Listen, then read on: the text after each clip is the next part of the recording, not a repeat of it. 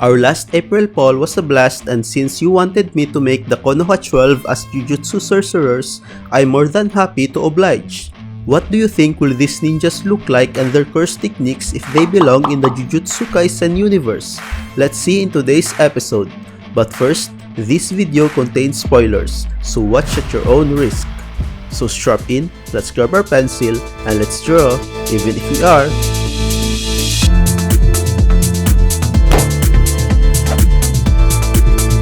I'm still very new to drawing in Jujutsu Kaisen art style as well as its overall idea, so I hope you bear with me here.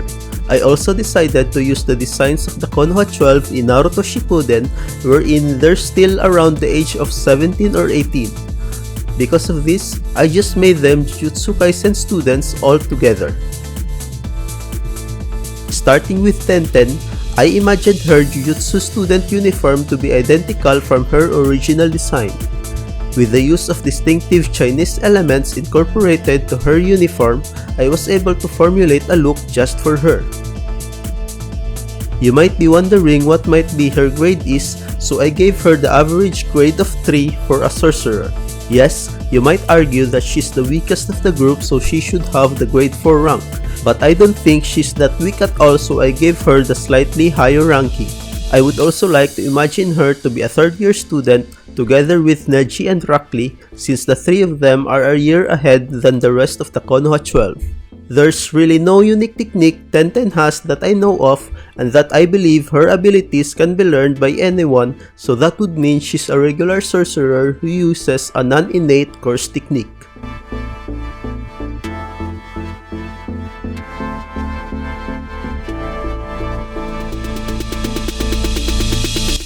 What I love about drawing the Konoha 12 as Jujutsu Sorcerers is that their original designs can be used as an inspiration for their student uniforms. Since the Sorcerer students' uniform can be unique from one another, I can play with its design whenever I like.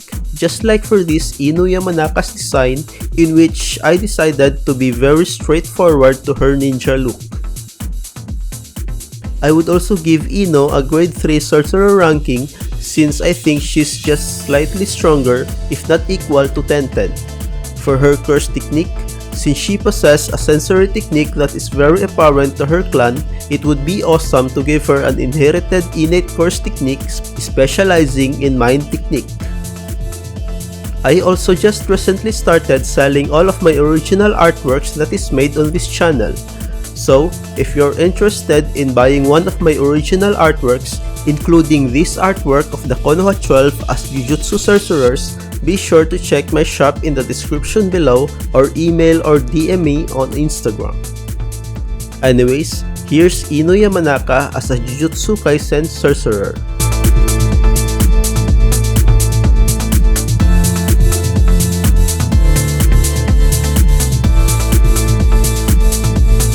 For Kiba Inuzuka, I also heavily based his sorcerer outfit from his original design.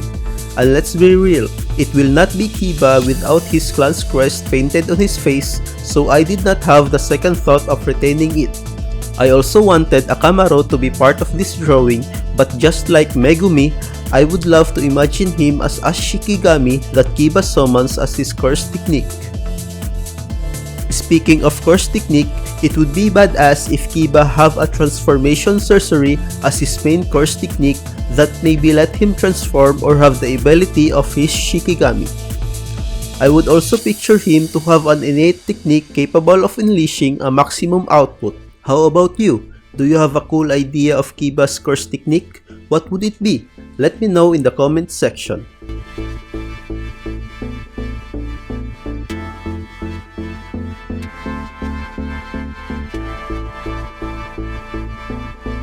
Next up is Hinata Yuga.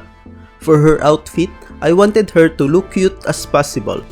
To achieve this, I still kept her baggy jacket, but instead of a hoodie, I made her wear a typical schoolgirl attire with a touch of her jacket's color schemes. And instead of the head protector on her neck, I changed it to a choker, in which surprisingly fit her well. For her curse technique, She obviously has an inherited with an innate course technique due to her being part of the Hyuga clan, and I could definitely see her and Neji as one of the talented members of their clan in the Jujutsu Kaisen universe.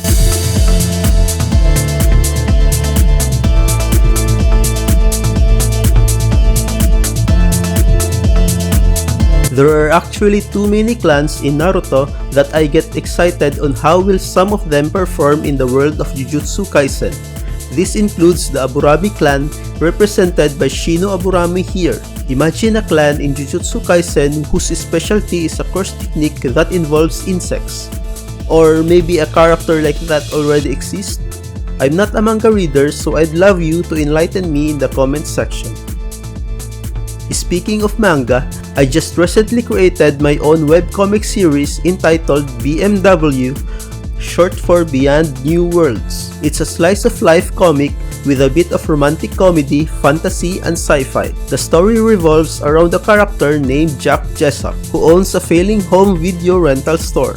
Together with his friends and some non-human characters, they'll face the reality of the modern world. My dream is to make this comic running for years to come, so if you're interested in reading my webcomic series, give it some love by checking out my Patreon in the link in the description. To be completely honest, I seemingly struggled deciding Shino's final sorcerer design, as I wanted to avoid making him look like just being drawn in Jujutsu Kaisen art style rather than being a Jujutsu sorcerer himself. So, I just enhanced his hooded jacket's design and gave him a chest sling bag for, I don't know, maybe for his course technique or something. Underneath his jacket is his Jujutsu uniform that resembles his original outfit. It would also be cool to give him a grade 2 ranking considering how I think strong Shino is.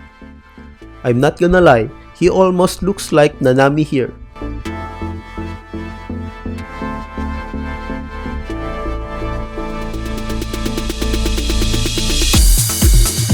And for our last character for this video, Neji Hyuga.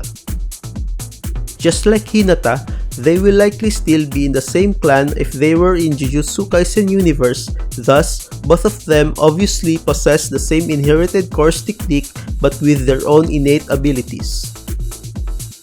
If Neji will be in this universe, I could see him as a very skilled semi-grade 1 sorcerer.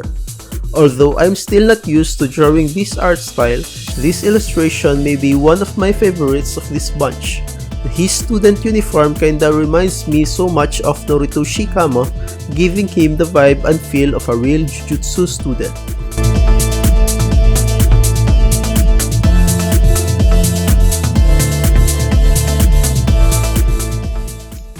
What do you think about this video? I would love to hear your thoughts in the comment section. And while you're at it, maybe hit the like and share button as well. It will be a very big help to the channel. If you want to see the next part of this video, you can check out the links in the description below. Special thank you to my patrons in Patreon.